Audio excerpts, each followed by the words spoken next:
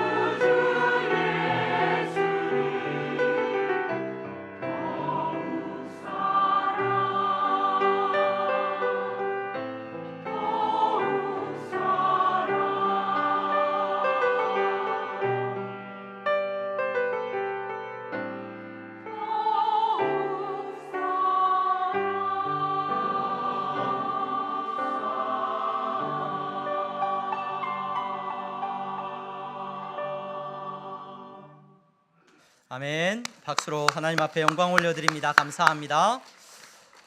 교회 소식 먼저 전하겠습니다. 오늘 예배 자리에 나오신 여러분 모두를 주님의 이름으로 환영합니다. 지금은 사순절 기간을 보내고 있습니다. 여러분 개인의 경건 시간을 더 많이 가지시기를 바라고 또 은혜 가운데 머무시기를 바랍니다. 사순절 기간 동안에 특별히 우리가 고난 주간에는 우리 모든 성도님들이 새벽 기도에 나와서 함께 예배로 하루를 시작하는 시간들을 보내고자 합니다. 여러분 위해서 기도하시고 또 참여해 주시기를 바라고, 성찬식이 그 고난주간 기간에 금요일 저녁에 있습니다. 금요일 저녁 금요 기도회 때 성찬식이 진행될 예정입니다. 여러분 기도로 참여해 주시기를 바랍니다. 새가족 모임 오늘까지 모임을 마쳤고요. 신앙 기초반 오늘부터 시작을 합니다.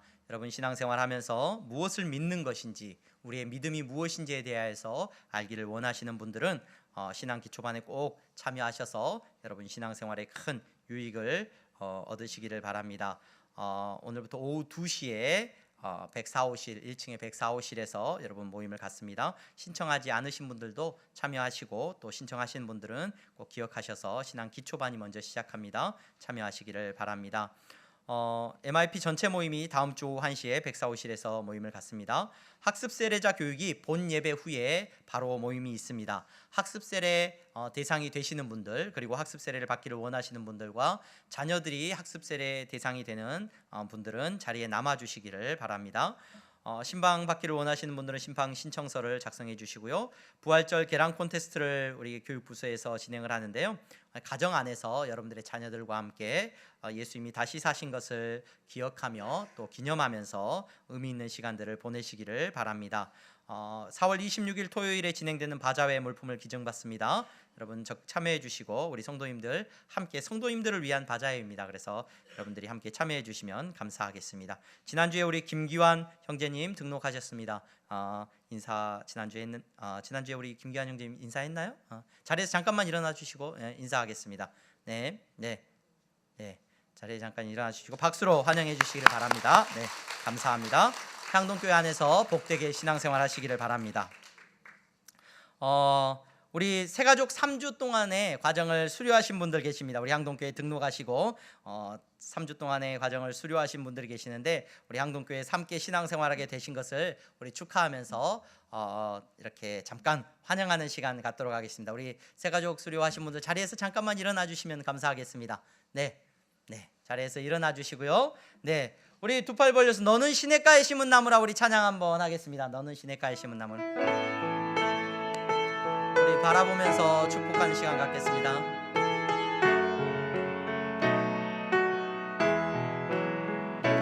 너는 시냇가에 심은 나무라, 하나님의 사랑 안에 믿음 뿌리 내리고, 주의 뜻대로 항상 살리라. 예, 감사합니다. 잠깐 기도하겠습니다. 하나님 감사합니다. 우리 향동교회에 이처럼 귀한 분들 보내주신 것 감사합니다. 향동교회가 이분들로 인하여서 기쁨을 누리게 하시고, 교회가 저들에게 큰 위로와 기쁨이 되게 하여 주시옵소서. 교회와 함께 예수님과 동행하는 삶을 살아갈 수 있도록 저들을 축복하여 주시옵소서. 예수 그리스도의 이름으로 기도합니다. 아멘. 감사합니다. 자리에 앉아주시면 되겠습니다. 네. 우리 옆에 분들하고 인사하겠습니다. 잘 나오셨습니다. 잘 나오셨습니다. 성도님은 누굴 닮으셨어요? 예수님 닮으셨네요. 지난주보다 더 예수님 닮은 모습으로 우리가 함께 예배 드릴 수 있음에 감사합니다. 우리 향동교회 성도님들은 날마다 누구 닮아가는 사람이라고요? 예수님 닮아가는 사람들인 줄로 믿습니다. 우리가 주일마다 다윗이라고 하는 인물을 통하여서 하나님의 말씀을 살펴보고 있습니다. 다윗은 구약의 언약, 하나님께서 주신 율법 안에서 우리가 바라볼 때 그의 위대함을 알 수 있고, 또 그의 연약함도 알 수 있고, 그를 통한 하나님의 놀라운 일도 우리가 알 수 있습니다. 이스라엘의 왕으로 하나님이 다윗을 세우셨죠. 그 왕 다윗은 그의 마음 가운데 하나님의 언약, 하나님의 약속, 하나님의 율법을 두고 있었습니다. 그 율법을 마음에 두고 그는 그 율법을 쫓아서 살아가는 삶, 그것이 그의 인생의 목적입니다. 그것이 복 있는 삶이라는 것을 다윗은 잘 알고 있었습니다.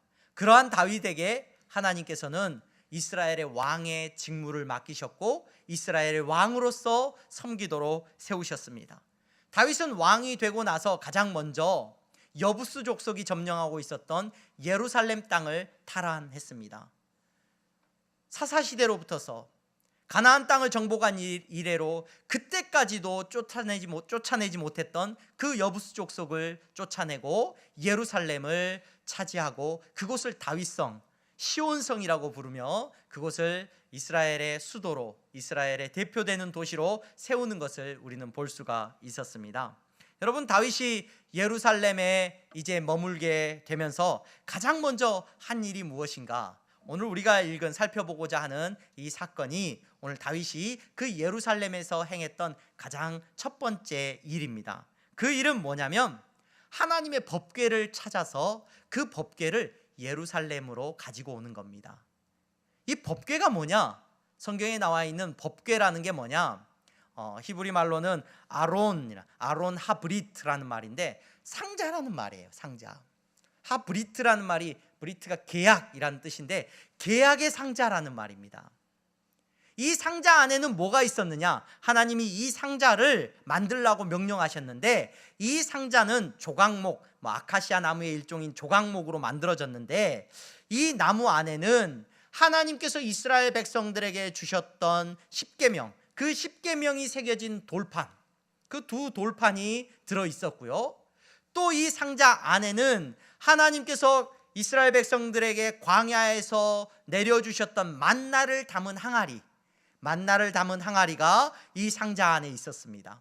또 이 상자 안에는 모세와 아론을 하나님께서 택하심의 증거인 아론의 쌍난 지팡이가 그 상자에 있었다고 성경은 우리에게 말해주고 있습니다. 이 상자가 무슨 상자라고요?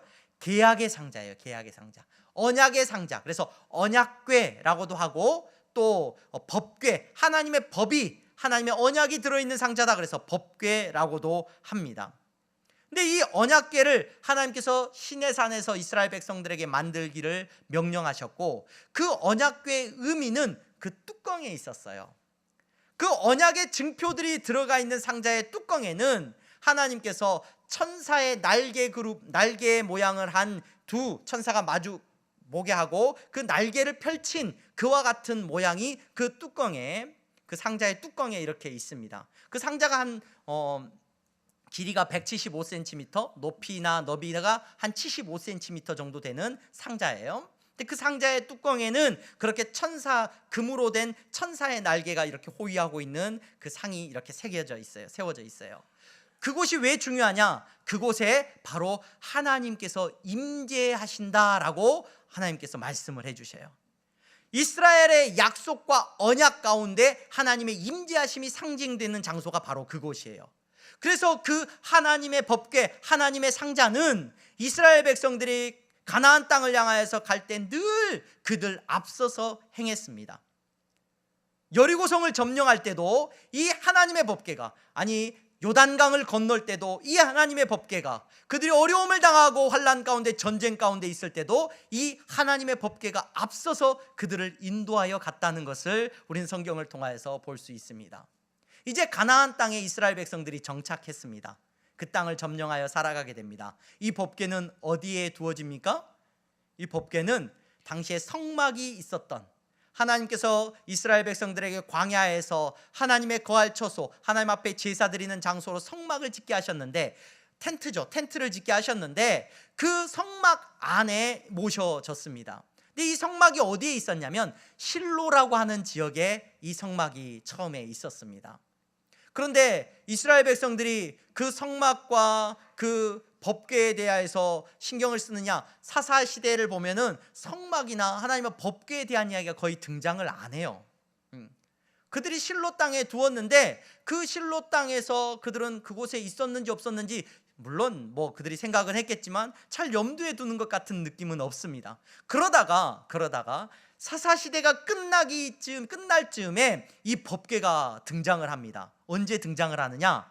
엘리 제사장이 블레셋과 싸움을 할 때 등장을 합니다. 엘리 제사장과 그의 아들들이 나가서 전쟁을 합니다. 이스라엘 백성들이 전쟁을 하는데 블레셋과 싸우는데 도저히 이길 수가 없는 거예요. 그래서 안 되겠다. 야, 그래, 우리한테 법궤가 있었지. 그 법궤를 좀 가지고 와봐. 그래서 실로에서 법궤를 가지고 옵니다. 블레셋과의 전쟁에 법궤를 앞세우면 이길 것이라고 그들은 기뻐했습니다. 그런데 그 결과가 어떻습니까? 법궤가 없을 때보다도 더 처참하게 패배를 당하고 맙니다. 수많은 사람들이 죽게 되고 제사장 가문이 몰살을 당하게 됩니다.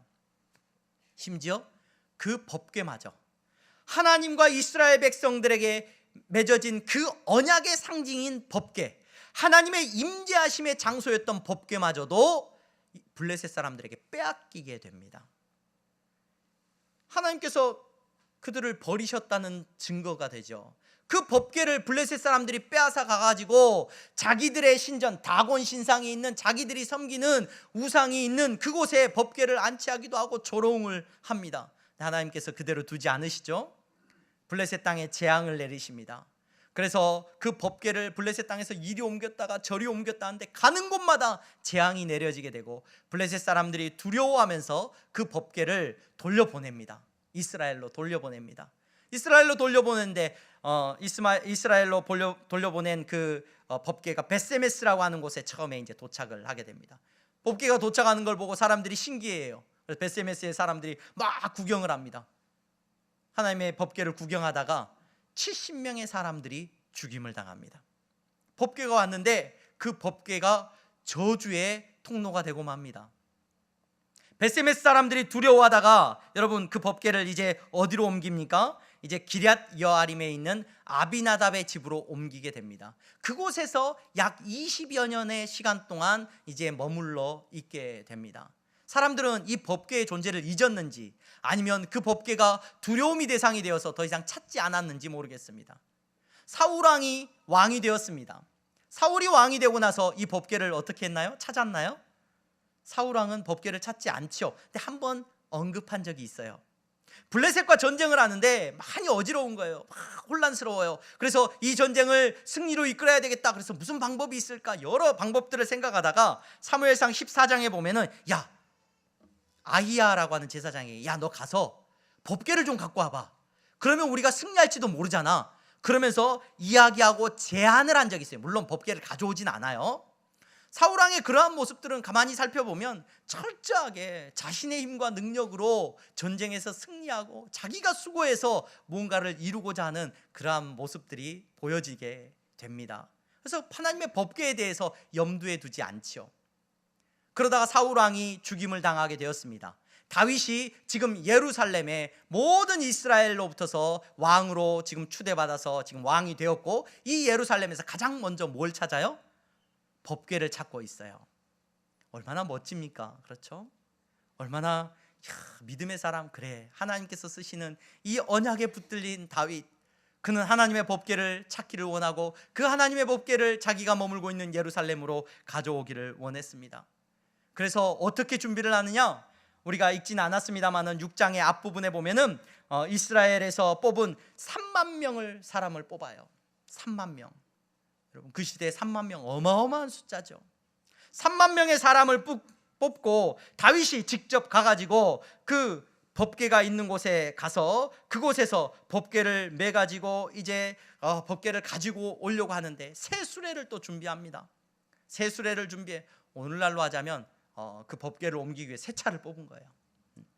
그냥 오늘날의 개념으로 수레를 만든 게 아니라 좋은 차를 뽑아서 정말로 많은 찬양대가 동원되고 레위 사람들이 동원되고, 자, 하나님의 법궤를 이제 다윗성 이 예루살렘 성으로 옮겨 드립니다 라고 하면서 신나게 다윗이 진두지휘하면서 법궤를 옮기는데 차량 전복 사고가 일어나요.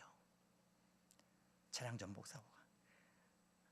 하나님의 궤를 새수레에 싣고 나오는데 이 새수레에 싣고 나오는 옮기다가 어떤 일이 일어나냐면은 이 소들이, 그 수레를 끄는 소들이 갑자기 막 난동을 피웁니다. 그래가지고 이 하나님의 법궤가 엎어지게 생긴 거예요. 그러니까 옆에 있던 우사라고 하는 제사장이 그 법궤를 탁 잡은 겁니다. 넘어지지 않게. 그런데 잡자 어떤 일이 일어나요? 하나님께서 그 우사를 치십니다. 우사가 그 자리에서 죽임을 당합니다. 여러분, 이 모습을 보고 다윗이 깜짝 놀랍니다. 깜짝 놀랍니다. 그래서 놀라가지고 놀라가지고 아이 그럴 수 있지 하고 그냥 다시 사람들 불러가지고 다시 이 예루살렘 성으로 끌고 오는 게 아니라 다윗이 거기서 깜짝 놀라고 스톱합니다. 스톱. 그리고 그 법궤를 예루살렘 성으로 끌고 오는 것이 아니라 그 법궤를 어디로 옮겨요? 10절 말씀 우리가 읽진 않았는데 6장 10절에 이렇게 말을 합니다. 9절 10절 제가 읽어드리겠습니다. 다윗이 그날에 여호와를 두려워하여 이르되 여호와의 궤가 어찌 내게로 오리오 하고 다윗이 여호와의 궤를 옮겨 다윗성 자기에게로 메어가기를 즐겨하지 아니하고 가드 사람 오벳 에돔의 집으로 메어간지라. 그곳으로 가지고 오지 않고 오벳 에돔의 집에 머물러 있게 하는 것을 우리가 볼 수가 있습니다. 왜 이런 겁니까? 왜 이런 일이 일어난 겁니까, 여러분? 다윗이 얼마나 멋진 일을 한 거예요. 사울 왕 때는 쳐다도 보지 않았던 그 법궤를, 그렇게 버려져 있던 법궤를, 하나님의 약속의 상자를 그가 다시금 회복시켜서 예루살렘 성으로 가지고 오려고 하는데 하나님이 노하시는 거예요. 다윗이 왜 멈췄냐면 이거 하나님이 노하신다는 걸 알았어요. 하나님이 기뻐하시는 일이 아니라는 걸 알았어요. 그 이유가 뭡니까, 여러분? 그 이유가, 여러분 성경에는요, 여러분들이 읽다 보면 사무엘하 내용이 나오고 사무엘하 다음에 성경이 뭐죠? 열왕기 상하가 나와요.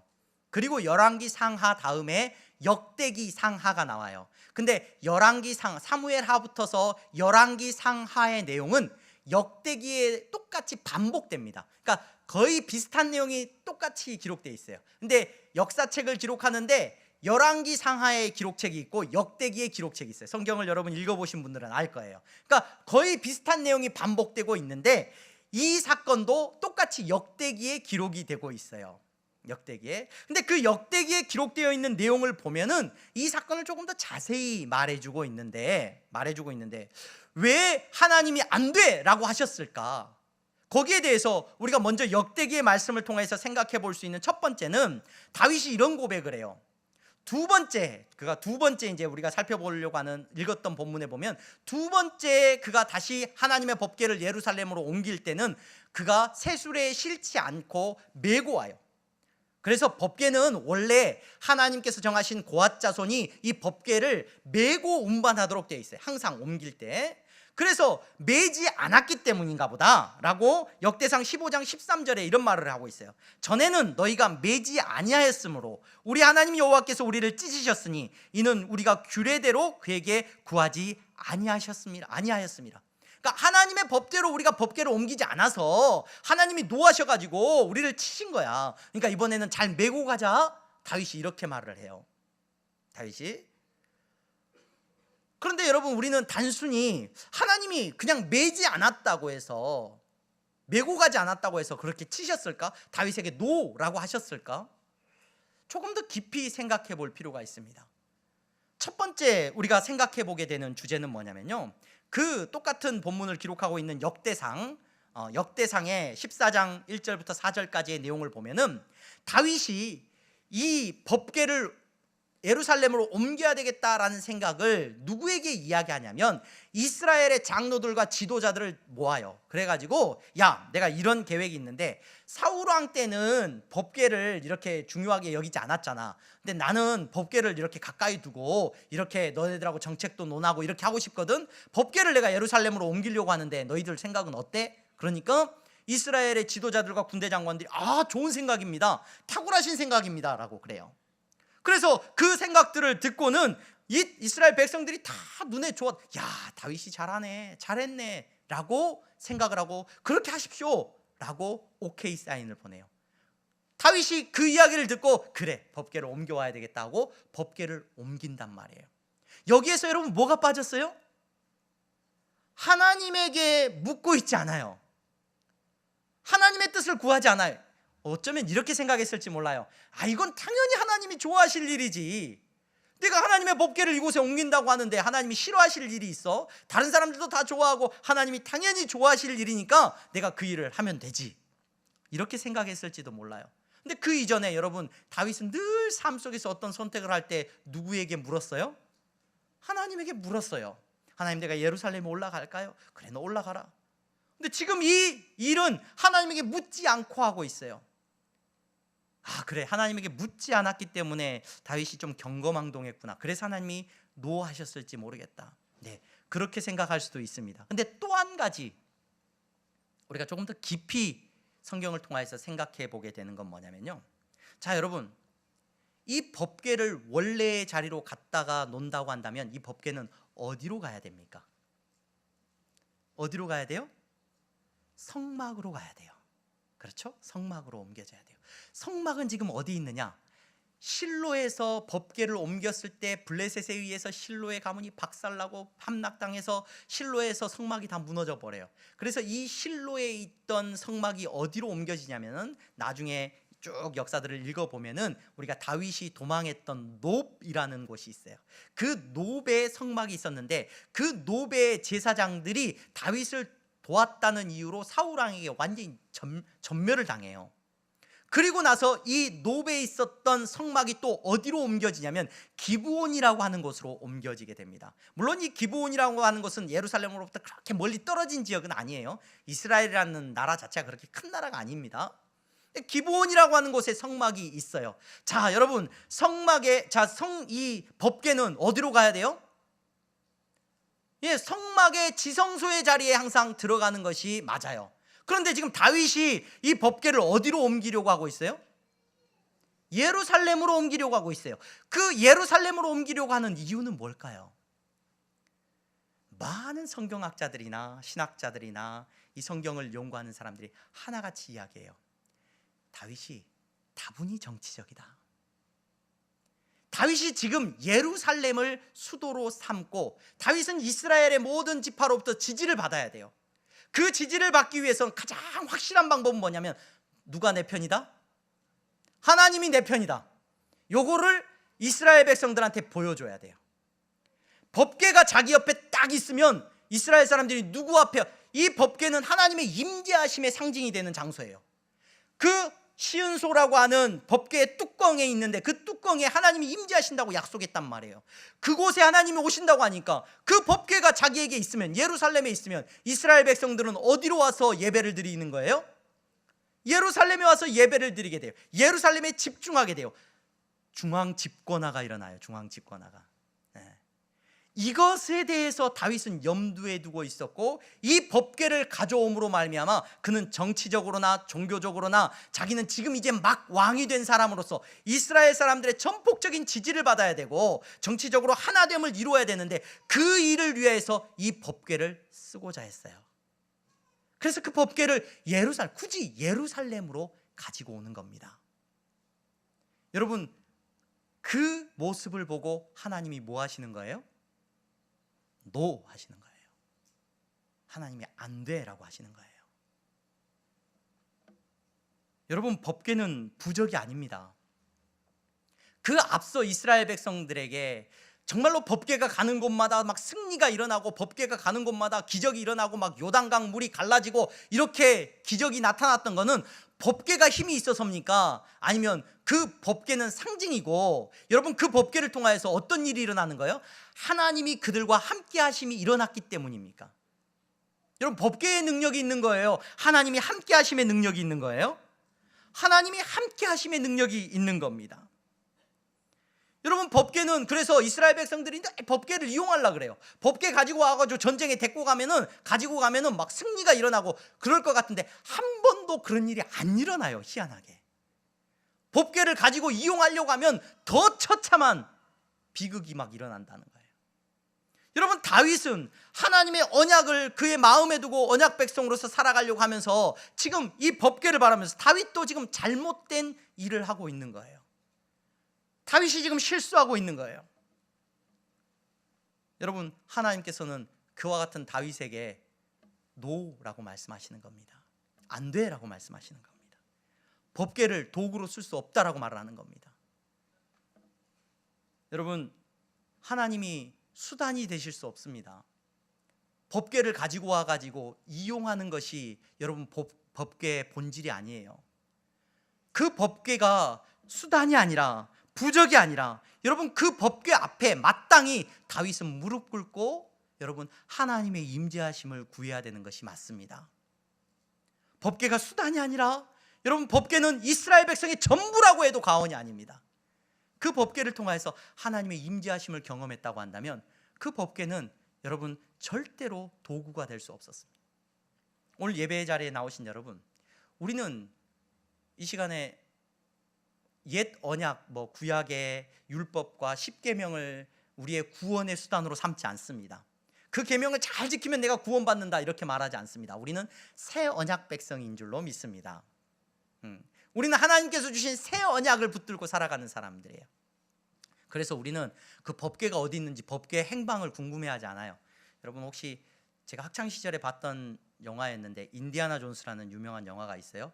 거기에 보면 인디아나 존스라는 그 고고학자, 탐험하는 사람이 찾는 보물 중에 하나가 나오는데 그게 뭐냐면은 그게 몇 편이었는지 기억이 잘 안 나는데 시리즈가 있는데 거기서 보면은 법궤를 찾아요.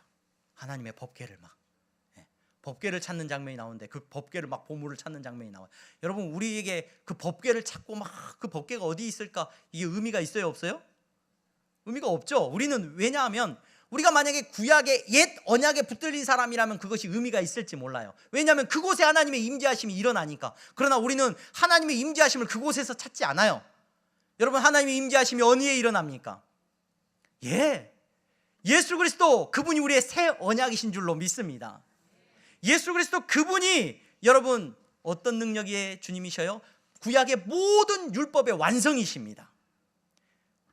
옛 언약이 증표인 그 상자 안에는 두 돌판을 놔뒀는데 여러분, 예수 그리스도 그분이 모든 언약을 완성하신 분이에요.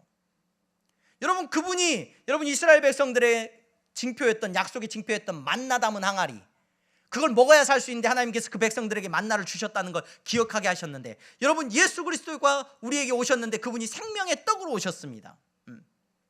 여러분, 그분이 아론 지파의 제사장으로 오신 것이 아니라 그분이 우리의 참된 대제사장이 되어주신 줄로 믿습니다. 그래서 우리에게 법궤는 더 이상 의미가 없고 새 언약이신 예수 그리스도 그분이 우리에게 의미가 있습니다. 그분으로 말미암아 우리는 하나님의 임재하심을 경험하고 살아가는 성도가 된 줄로 믿습니다. 이 자리에 하나님의 임재하심이 우리에게 있습니까? 여러분, 무엇 때문에 있는 겁니까? 교회니까 거룩하게, 거룩한 장소니까 그래 이곳에 하나님의 임재하심이 있을 거야. 아니요, 이곳에 예수 그리스도를 믿는 자들이 있기 때문에 예수 그리스도의 이름 안에서 하나님의 임재하심을 우리가 누리는 줄로 믿습니다. 그렇다면 그 예수님이 여러분 우리에게 수단이 될 수 있습니까? 이스라엘 백성들은 틈만 나면 이 법궤를 가지고 가가지고 자기들의 신앙을 수단으로 이용해요. 여러분, 예수 믿는 우리에게 예수님은 어떤 분이십니까? 내가 교회 다녀, 나 예수 믿어. 일주일 내내 살아가면서 교회에 나와서 예배를 드리고 어려움이 찾아오고 근심이 찾아오면 예수 이름으로 기도하면 된대. 예수 이름으로 물러가라. 예수 이름. 예수님 이름에 능력이 있대. 예수님. 악몽을 꾸다가도 예수님 이름으로 물러가라 그러면 괜찮대. 예수 이름. 여러분, 예수님의 이름이, 예수 그리스도가 우리에게 수단이 될 수 있습니까? 없습니까? 여러분들의 인생에 예수 그리스도는 어떤 존재입니까? 오늘 이 자리에 예배드리신 여러분, 예수 그리스도는 건축자의 버린 돌처럼 여겨졌다라고 말을 합니다. 그러나 새 언약 백성 된 우리에게 예수 그리스도는 어떤 의미가 있는 분이십니까? 예수님은 수단이 될 수 없습니다. 부적이 아니에요. 사도행전에 보면은 예수 그리스도의 복음이 증거될 때 어떤 사람들이 돈 주고 나도 좀 그거 좀 쓰자 그래요. 돈 주고. 그곳에 저주가 임합니다. 여러분, 예수 그리스도는 오늘 이 자리에서 우리가 예배하는, 우리가 우리의 마음속에 모시고 있는 예수 그리스도는 우리의 주인이십니다. 나의 전부이십니다. 여러분, 예수 그리스도 그분이 우리의 전부이고 우리는 그분 앞에 무릎 꿇고 예배하고 그분을 쫓아서 살아가는 성도임을 고백하는 신앙 가운데 있다는 것을 잊지 마시기를 바랍니다. 예수님을 이용하는 것이 아니라 여러분, 그 예수 그리스도를 믿는 믿음을 이용해가지고 내가 그 사람을 이용해가지고 천국도 가고 그 사람을 이용해가지고 내가 이 세상에서 근심도 해결받고, 아니요, 그것이 우리의 신앙이 아닙니다. 우리의 신앙은 예수님은 나의 전부이시고 나는 예수님의 것이고 나의 모든 것이 주님의 것입니다. 고백하는 것이 우리의 신앙임을 잊지 마시기를 바랍니다. 여러분, 다윗은 하나님이 노하시는 걸 바로 알았어요. 그래서 두려워하면서 멈춰섰습니다. 그런데 하나님께서 이후에 다윗에게 말씀하시죠. 어떤 말씀을 하시냐? 아무 말씀도 안 하셨어요. 근데 어떤 일이 일어났냐? 하나님의 법궤가 옮겨진 곳에 하나님의 축복이 임하는 것이 나타납니다. 오늘 우리가 읽은 그 본문의 앞부분에 보면은 법궤가 오벳에돔의 집에 11절 말씀에 오벳에돔의 집에 석 달 동안 있는데 여호와께서 오벳에돔과 그의 온 집에 복을 주셔요. 그 이야기를 다윗이 들어요. 그러면서 다윗이 기뻐합니다. 이걸 뭘로 한 거예요? 하나님이 나를 불쌍히 여겨주셨구나. 하나님이 안 돼라고 말씀하셨는데 하나님이 나를 불쌍히 여겨주셨구나. 그래서 다윗이 달려갑니다. 그 법궤를 다시 모셔드립니다. 하나님이 자신에게 은혜 베푸셨다는 것을 다윗은 깨달아 알게 됩니다. 이번엔 막 3만 명을 동원하고 그런 거 없습니다. 제사장들과 함께 가서 자신이 앞서서 법궤 앞에서 춤추며 그 법궤를 받아들이고 있는 것을 우리는 보게 됩니다. 6걸음 가고, 불교에는 삼보일배 그러더라고요. 삼보일배, 3걸음 걷고 절하고 하는 게 있던데, 오늘 우리가 읽은 본문에 보면은 다윗은 6걸음을 걷고 하나님 앞에 예배를 드리고 있어요. 제사를 지내고 있어요. 그러면서 여러분, 하나님이 자신을 불쌍히 여기셨다는 걸 아는 거예요. 하나님께서 은혜 베푸신 것을 아는 거예요.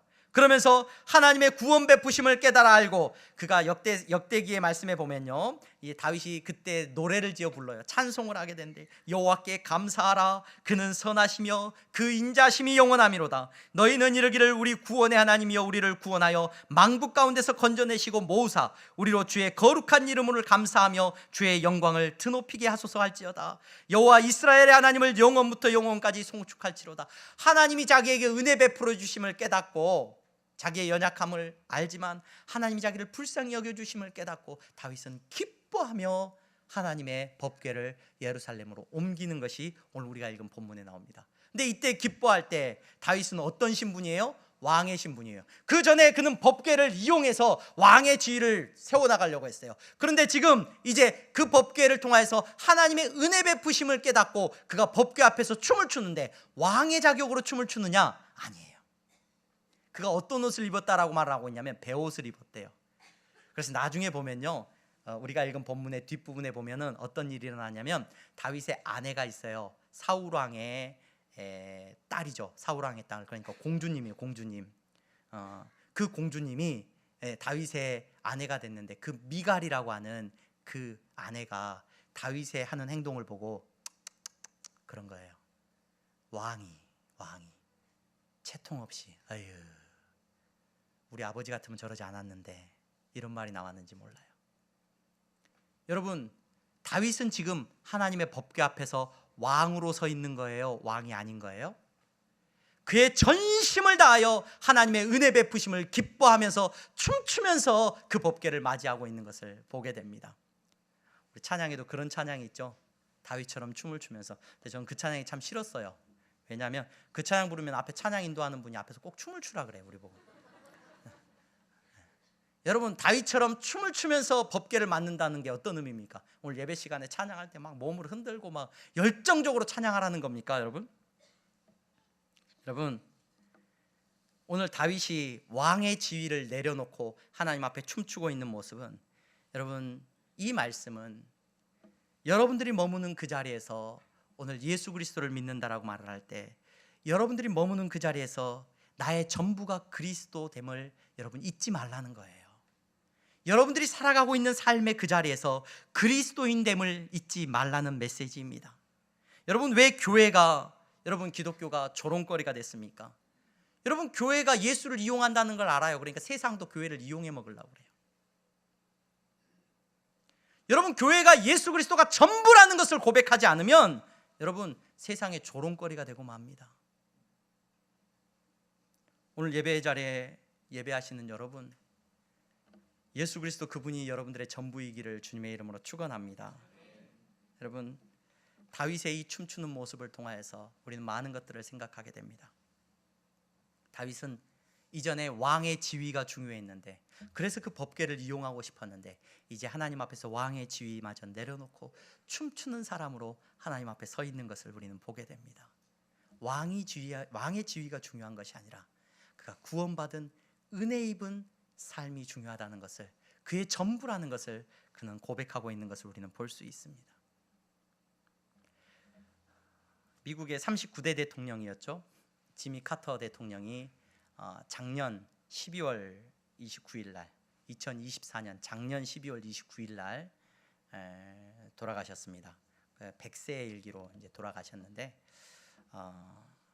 그 지미 카터 대통령에 대한 여러 이야기들이 있죠. 2002년에 그분이 아마 노벨 평화상을 탄 것으로 제가 알고 있는데, 이 지미 카터 대통령의 장례식이 있었는데, 그 장례식에 감동적인 것들이 많이 있었는데, 제가 그 장례식의 내용들을 살펴보면서 가장 마음이 뭉클했던 게 뭐냐면, 지미 카터 대통령이 그 대통령이 될 때 누구하고 붙었냐면, 그 당시에 대통령이었던 포드 대통령이 그 당시 대통령이었는데, 포드 대통령하고 붙어요. 경합을 해요. 근데 이 포드 대통령을 누르고 이 지미 카터 대통령이 예상 외로 대통령이 당선이 됩니다. 근데 이 장례식에 누가 왔냐면은 이 포드 대통령의 아들이 와요. 그래서 포드 대통령이 써준 추도사, 대신해서 미리 써줬던 그 추도사를 그 장례식에서 읽었습니다. 그 지미 카터 대통령의 장례식에서 그러니까 정치적으로 말하면 정적이죠, 정적. 원수죠, 원수. 근데 그 원수의 아들이 와가지고 그 지미 카터 대통령의 장례식에서 그 읽었는데, 추도사를 읽었는데, 그 포드 대통령이었던 그 대통령이 지미 카터에 대해서 이렇게 말을 합니다. 정직과 진실함은 지미 카터라는 이름과 동의어였다. 지미 카터에게 정직은 그저 이상적 목표가 아니라 그의 영혼 자체였다. 이렇게 추도사를 읽습니다. 그러니까 카터 대통령을 생각할 때 그 사람은, 카터 그러면 정직한 사람이라는 말이 그냥 그의 수식어라는 거예요. 여러분, 지미 카터 대통령의 일화는 너무나도 유명합니다. 그는 약 50여 년, 그가 11살에 세례를 받아요. 그리고 18살부터 자기가 살던 그 조지아주의 작은 교회에서 성경학교, 그러니까 주일학교 교사를 합니다. 주일학교 교사를 18살 때부터 하는데, 그가 나중에 암이 걸려서 머리에 암세포가 다 퍼져 있을 때도 그는 이 주일학교 교사직을 내려놓지 않아요. 막 큰 교회로 막 모셔가려고 했는데 큰 교회에서도 안 하고, 자기가 섬기던 그 조그만한 교회에서 끝까지 주일학교 교사직을 합니다. 선거 기간에도 그가 주일학교 교사직을 하고 있는 것에 대한 일화는 유명하죠. 대통령 재직 기간에는 워싱턴에 있었기 때문에 그때는 잠시 못했고, 그때는 가까운 교회에서 또 성경학교에서 또 말씀을 가르쳤다는 이야기가 있습니다. 근데 그의 평생에 그는 주일학교 교사의 직무를 끝까지 간직합니다. 여러분, 그 사람에게 있어서 가장 중요한 본업은 뭐였냐면 주일학교 교사예요. 주일학교 교사.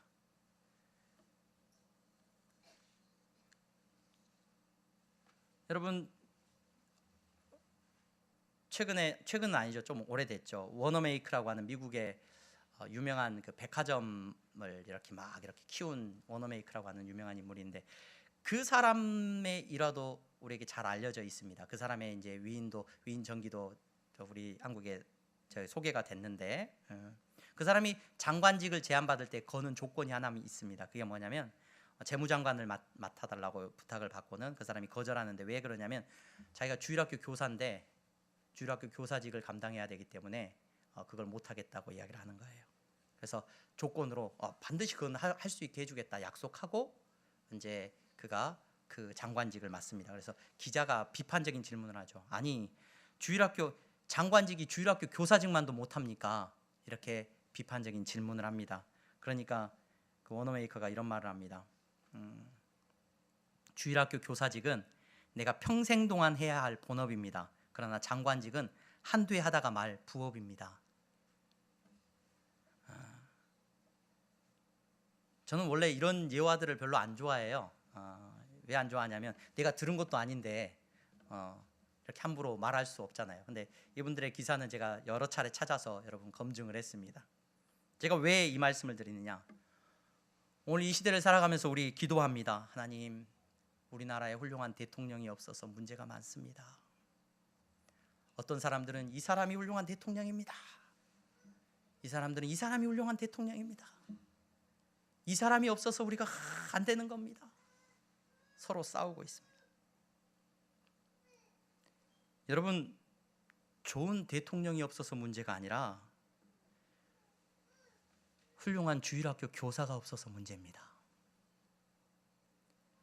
내 삶의 전부가 예수 그리스도고 내 인생에 하나님께서 주신 귀한 사명이 우리의 다음 세대에게 말씀을 전하는 것이고, 이것이 내 평생의 하나님 기준이고, 예수 그리스도 그분을 내가 이용해 먹는 삶이 아니라 그분이 내 전부라고 고백하는 사람이 없는 것이 여러분 문제라는 것을 기억하셔야 합니다.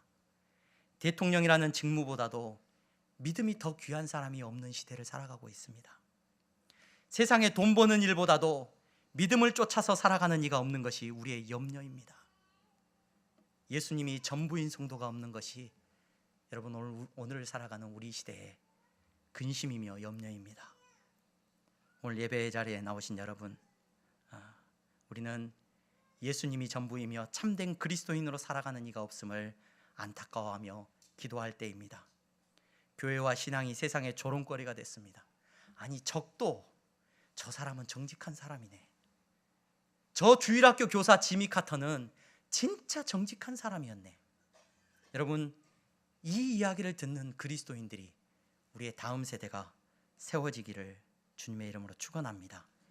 믿음 안에서 법궤 앞에서 왕으로서의 지위가 중요한 것이 아니라 그는 하나님이 은혜 베풀어 주신 것을 기뻐하면서 춤추는 그리스도인 된, 여러분 십자가에 죽으신 그리스도의 길을 따라가는, 여러분 그분 안에서 여러분들이 머무는 어느 곳에서나 나는 예수 믿는 그리스도인입니다 고백하는 우리 향동교회 성도님들이 다 되시기를 주님의 이름으로 축원합니다.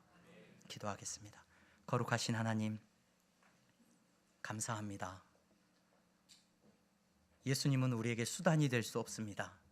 예수님은 부적도 아닙니다. 예수 그리스도 그 이름은 내 생명이며 나의 모든 것이며 우리의 전부이십니다. 주님을 따라가는 이 삶이 내 삶의 본질이고, 주님을 섬기는 이 섬김이 우리의 인생의 전부됨을 이 시간 고백합니다. 사랑하는 성도들을 붙잡아 주시고 이 어지럽고 혼탁한 세상 가운데 저들이 가는 곳마다 빛이 되게 하여 주시옵소서. 소금이 되게 하여 주시옵소서.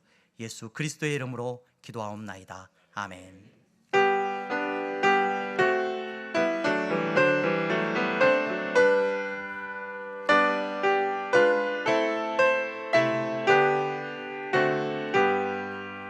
나의 생명 드리니 주여 받아 주셔서 세상 살아갈 동안 찬송하게 하소서. 나의 보화 주여 받아 주셔서 하늘나라 위하여 주 뜻대로 쓰소서. 아멘.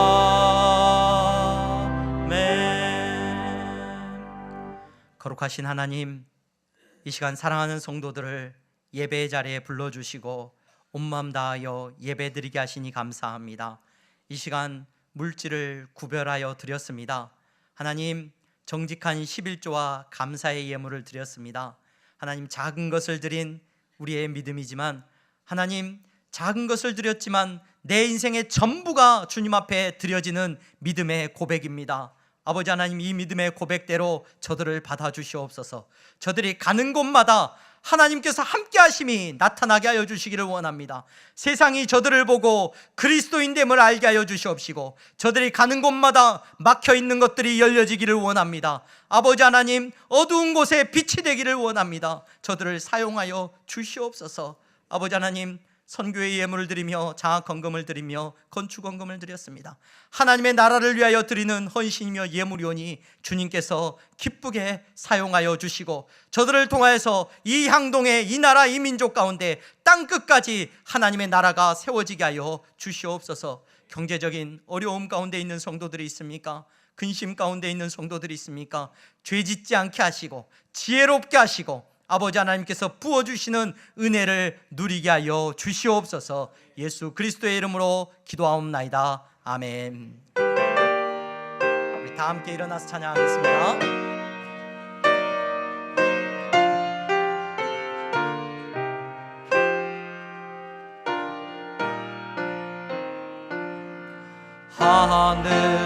하늘에 계신 아버지,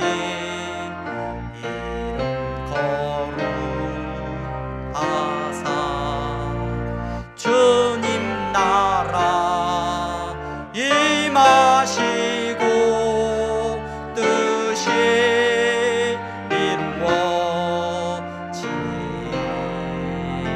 이루어지다. 일용할 양식 주시고 우리들의 큰 죄 다 용서하옵시고 또 시험에 들게 마시고 악에서 구원하소서. 내게 주의 나라, 주의 권세, 주의 영광 영원히